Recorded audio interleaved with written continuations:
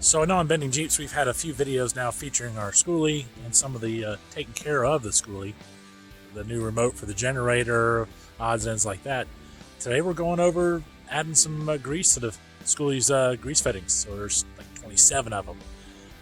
Time to take care of it. Just like we take care of our Jeeps, we got to take care of our Jeeps ride, or else there won't be any more trail riding. So we've enjoyed our time here in beautiful upstate New York. We had a great time helping the family out, taking care of medical issues. Good news is the family member is now cancer free. So all those trips back and forth from Northville to Amsterdam were worth it. And our time here in this little gravel parking lot, or our Skoolie's time, we've been up at the cabin, is over. So thanks to everybody in Day and Northville that tolerated our Skoolie rolling around town. And we are hitting the road in a day or two. But for now, time to do some preventive maintenance, right? Grease these fittings. So, got myself a new grease gun, a little pistol grip handle, easier to handle than the last one I had. It was purchased through Advanced Auto Parts' app. If you don't have that, go ahead and get it. You can buy parts online and get pretty good savings. 20% off orders over 100 generally is what they have. Then you get speed perks when you buy stuff, which is basically another little coupon. So I combined 3 $5 coupons for a $23 gun, and it saved a lot of money, and bought myself a tube of grease to go with it.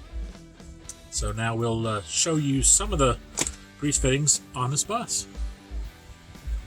This bus probably has 30 different grease fittings in it. You've got lower kingpin, upper kingpin, tie rod ends. You've got them on the leaf springs here, 2 on the shackles at the back of the leaf springs, steering on the other side. Whoa! You can see over there, there's more steering components. Basically, anywhere you see one of these little nipples, like that, just wipe them off and give them a few pumps of grease. We jacked up the front tire to take pressure off the kingpin with my handy-dandy Harbor Freight 20-ton bottle jack, so we can get extra grease in that kingpin and keep that baby from wearing out. So let me get started greasing up some stuff.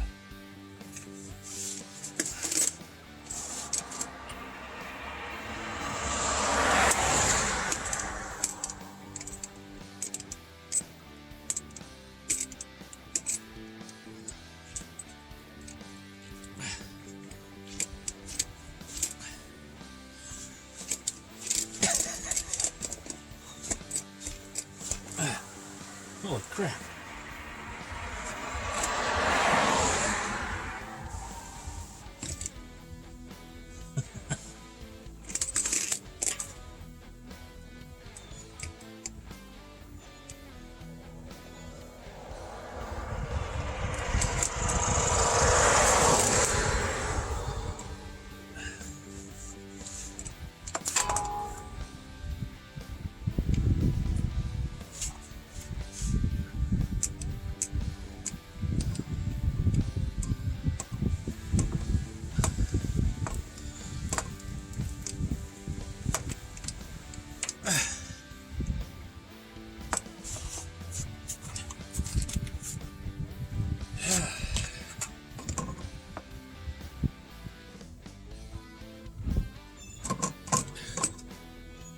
Shoot. New grease gun sure likes holding on to those grease fittings, so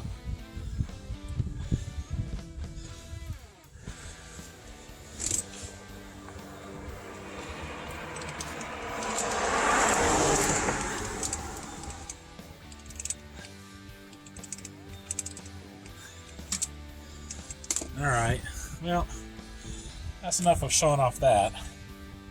We're going to go ahead and keep greasing the rest of this bus. There's more fittings up here on the steering. There's one buried in there. Let's take the rag and wipe off this. Oh, it's turned the wrong way. There's a fitting in there. I have to turn my steering wheel. There's one here on top of the power steering box. Right. There's another one on my leaf spring. You just got to get your eye tuned up to looking for these things.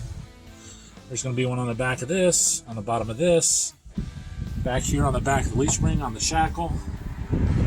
So make sure you hit these all once in a while. It'll make your components last a lot longer. And if you've never done it, Time to go buy a gun and start checking it out. So let me put this down and keep on rocking here.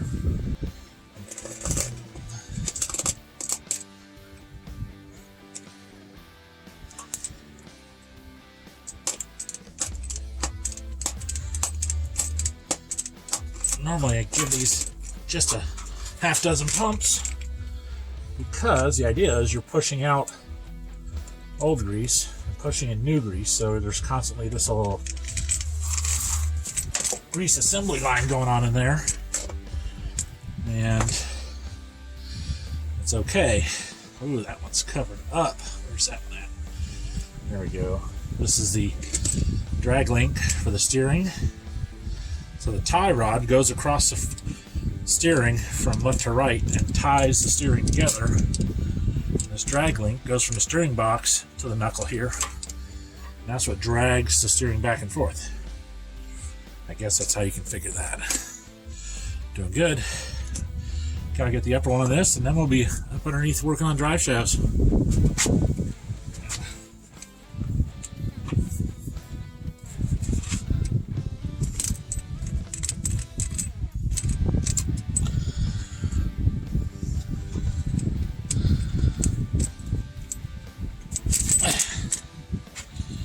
What else we got?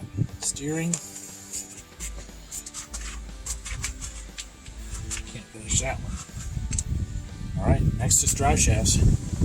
So we'll just talk for a second about these drive shafts. The slip yoke has a grease fitting, and each U-joint has a grease fitting. Hopefully they're lined up by the guys that assembled it, so it makes it easier to grease everything. Each U-joint has a grease fitting.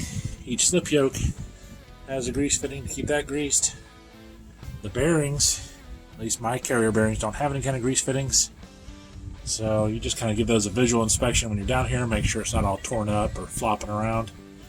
I suppose you need to jack up the rear end and put it in neutral to really check that, but I'm going to go with mine being okay.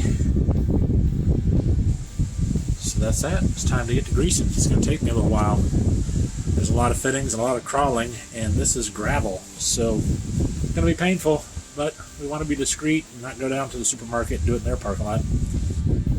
Just part of hashtag bus life, right? Gotta keep this Skoolie rolling. Hope this video helped you become more confident or aware of maintenance items on your crawler hauler, your Skoolie, your van, your truck, and gives you the confidence to get out there and tackle this job yourself. The more time you spend checking out your vehicle, the more aware you'll be of maintenance issues before they become a big problem on the road. I hope. This is what we have to do to keep our big blue hauler rolling, to keep bending Jeeps on trails around the country. So please subscribe, like our videos, and leave us a comment. If there's anything we need to add, let me know. If you have tips and tricks, such as how to adjust your grease gun so it releases off the grease fitting, leave me some notes. Thank you, everybody. Have a nice day.